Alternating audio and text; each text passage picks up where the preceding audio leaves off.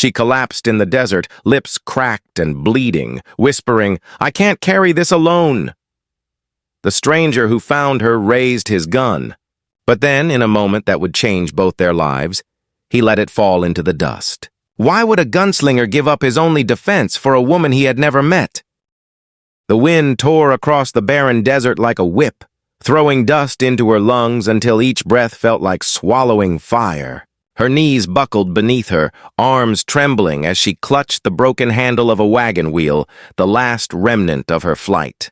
She lifted her head, lips cracked, and whispered into the emptiness, "I can't carry this alone." That was when he appeared. A lone figure on horseback, dark against the burning sky. His shadow stretched long across the sand, a silhouette that could have meant salvation or death. For a long moment he sat silent, watching. Then the glint of steel flashed in his hand, a revolver raised as if to judge her worth with the squeeze of a trigger. Her voice broke again, raw but steady. "If you're here to finish me, do it. But if you're here to help, I can't carry this anymore." The stranger's jaw tightened, stubble catching the light of the setting sun. Slowly, with a motion heavy with finality, he opened his hand and let the gun fall into the dust. The clatter echoed across the desert like a verdict delivered. He swung down from the saddle, boots crunching hard against the cracked earth, and walked toward her. Each step was a question. Was he friend or foe? Redeemer or executioner turned soft. Her eyes blurred with exhaustion, but even through the haze, she saw something in him. Not pity, not judgment. Something older. Something that looked a lot like recognition. When he finally stopped before her, he crouched low, his voice deep, carrying the gravel of years of silence. "Then maybe we carry it together." The desert seemed to pause, the wind easing for just a breath, as if the land itself bent to listen.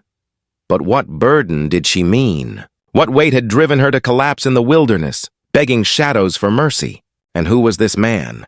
This stranger who cast away his only defense to kneel before her? The Wild West never gave answers easily. Only more questions. And out there, under that dying sun, two broken souls had just bound themselves to a fate neither could yet name. The storm came sudden, like the West always did, rolling in from the horizon with a wall of black clouds that swallowed the last light of day. The stranger, broad-shouldered, weathered, with eyes carved from steel, pulled the woman to her feet with a grip firm but careful, guiding her toward the only refuge in sight, a half-collapsed line shack tucked against the valley wall. By the time they staggered inside, the sky tore open.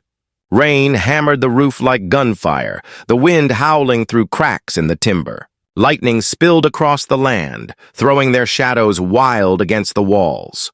She clutched her arms tight around herself, trembling, not from the cold, but from the weight of everything unspoken. He struck a match, the flame flickering to life and lit the crooked lantern that hung on a nail.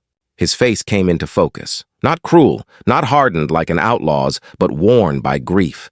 Scars that weren't carved by blades, but by years of carrying sorrow no one else saw. "My name's Caleb," he said at last, voice low, steady. He poured her a tin cup of water from his saddle canteen, watching carefully as she drank. She hesitated before speaking, as though even her name might be a danger.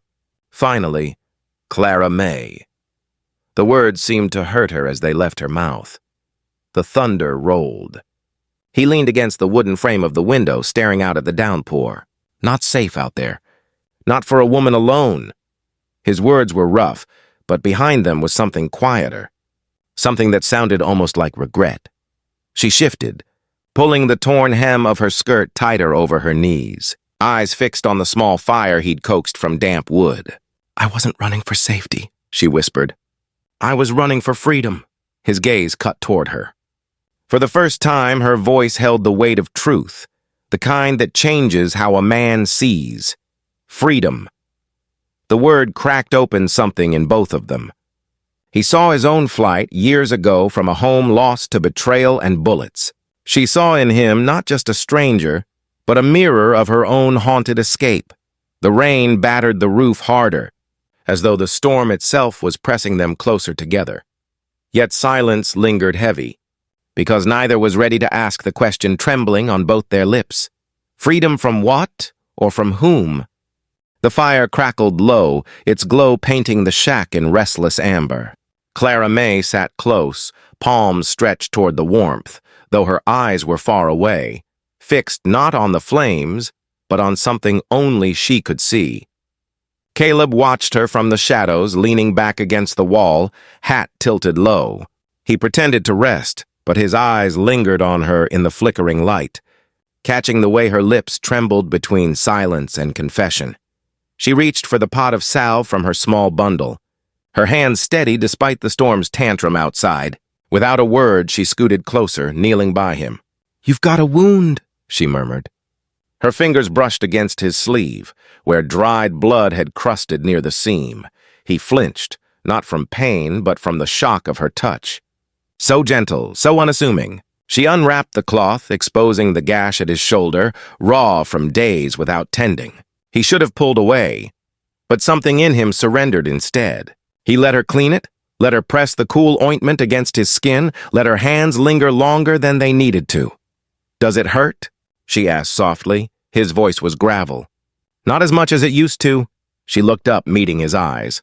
The fire reflected in them, two storms colliding. In that silence, more was spoken than words could carry. He saw the defiance buried under her fragility, and she saw the weariness that no weapon could shield. Hours stretched, broken only by the rhythm of the rain. She pulled her blanket around her shoulders, curling near the fire. For a moment, Caleb thought she'd drifted to sleep, but then came her whisper, barely audible. "I was promised to a man I didn't love. A man who saw me as property, not person. I ran before he could chain me." Her words hung heavy, fragile as glass. Caleb's throat tightened. He wanted to answer, to tell her of the wife he'd buried beneath the cottonwoods, of the hollow years that followed. But his voice stayed locked, strangled by grief. Instead, he reached over quietly, tugging the edge of his own coat over her shoulder. A silent vow. "You're not alone tonight." Outside, the storm began to ease. Yet in the hush that followed, a new storm brewed between them. Quieter, more dangerous. A bond neither had chosen, but both already felt tightening around their hearts. And somewhere in the dark, both wondered, what happens when silence can no longer hide the truth? Out here in the Wild West, every choice carried a price. If you felt the weight of their silence and the fire that binds them, then don't ride away just yet. Subscribe to this channel, because the next twist may change everything. Morning came with a bruised sky, streaks of red bleeding into gray. The storm had passed, but the world outside the shack was no kinder. Caleb saddled his horse in silence, his movements deliberate, the way a man worked when he'd carried too much weight for too many years. Clara May stood nearby, arms folded tight, watching him. Something in his stillness unsettled her. Because it wasn't just the desert he was preparing to face, it was the world of people beyond it. When they reached town by dusk, heads turned. Whispers trailed after them like smoke. A woman riding behind a stranger. No ring, no family, no explanation. Gossip in the West was quicker than gunfire, and it cut just as deep.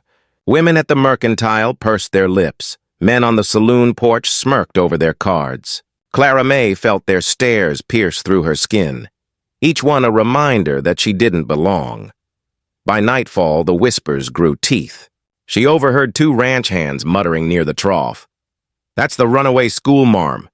Heard she shamed her kin. Now she's holed up with that drifter, Caleb, the widower who never buried his guilt." Her breath caught, shame choking her. She turned from the crowd, ready to flee, ready to vanish before Caleb saw how the town branded her. But before she could step away, the sound shattered the air. Gunshots. The saloon doors burst open. Outlaws stormed into the street, faces masked, pistols raised. A cattle raid had gone wrong in the hills, and now they were spilling their rage into town. Horses screamed, women scattered, glass shattered as bullets tore through windows. Caleb was already moving, gun in hand, jaw tight with the weight of old reflexes. He turned to Clara May, shouting over the chaos, "Stay down!"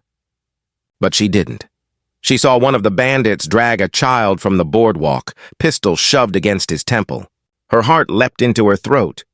Without thinking, she rushed forward, throwing herself between the outlaw and the boy, her voice trembling but fierce. "Leave him! Take me instead!" The world froze for a heartbeat. Caleb's finger tightened on the trigger.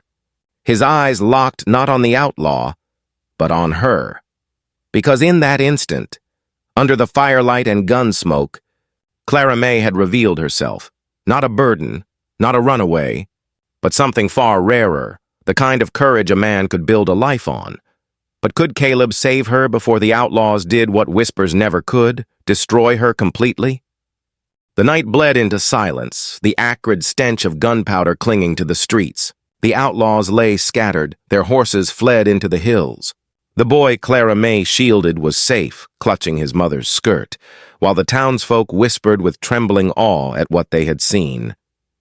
But Caleb could only look at her. She stood with torn skirts and soot across her cheeks, shoulders heaving from the fight, eyes wide with something she'd tried to hide for too long. Fear.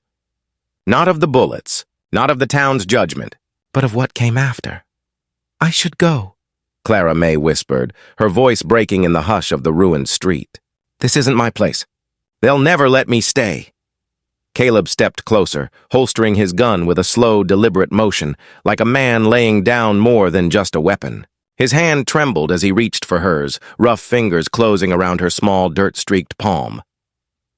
"I buried my wife under the cottonwoods on my land," he said, his voice raw, cracking. "I told myself I'd walk alone from then on, that I'd never let another soul close enough to carry what I couldn't." He swallowed, eyes burning. "But tonight I saw you. You carried more than fear, you carried courage, and I'd rather face every whisper, every outlaw, every storm with you than ride one more mile alone." Her tears spilled, silent as dawn. The next morning, when the sky split open with gold, they stood hand in hand beneath those cottonwoods. Caleb knelt, laying wildflowers over the grave that bound him to his past, while Clara May bowed her head, her fingers entwined with his. "I don't ask to replace what you lost," she whispered, "only to walk beside what you carry." The sun climbed, painting the valley in light. Caleb lifted her hand, pressed it to his chest, where the silence of years finally cracked open. "Then stay," he said, his voice steady, strong. "Stay, and we'll carry it together." The cottonwoods stirred in the morning breeze, their leaves whispering like the voices of the dead giving blessing. The storm had passed. The gossip would fade. And in the raw honesty of that sunrise, two broken souls built a vow strong enough to outlast even the Wild West. "Tomorrow," Clara May breathed, leaning into him, "is a new day." And for the first time, Caleb believed it. If her courage stirred something inside you, don't just leave this tale behind. Like this video, subscribe, and ring the bell, because in the Wild West, love may be scarcer than water. But it always finds a way.